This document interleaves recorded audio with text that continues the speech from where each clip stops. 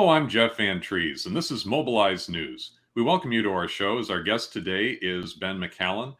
Ben is a trustee and someone that helped start an organization called Zero-Carbon Guilford.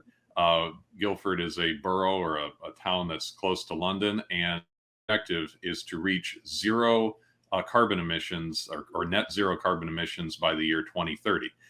And they have had a lot of success. They're one of the biggest organizations of its kind in the United Kingdom, and they're helping inspire other towns and cities in the UK and across Europe and hopefully around the world. So, Ben, thank you so much for joining us today. Very welcome. Nice to be here. So, can you tell us about how your organization got started? What was the inspiration, and how did you get it off the ground? Yeah, so obviously we've had a couple of years of lockdown in the UK, and there was quite a few community groups in the area. We're in the town Guilford, which is the biggest town in Surrey, which is a county just outside London, about 25 minutes outside London. When lockdown started, there was a lot of us sort of sat around, I suppose, twiddling our thumbs.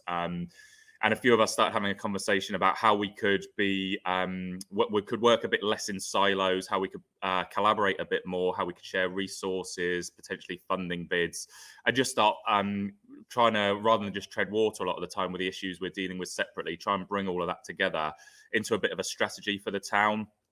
And to look at how we could actually start collaborating more through the various things we are focused on into building a wider plan to start decarbonising, start improving sustainability locally.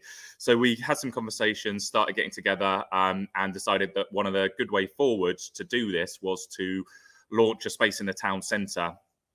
Because obviously a lot of the time with community organising, you're really just, preaching to the choir. Very difficult with climate stuff or environmental stuff to reach out past the climate bubble, if you will. And actually, climate change isn't an environmental issue; it's a health issue, an economic issue, a social issue. And so we really started wanting to try and find ways to bring the wider community into some of that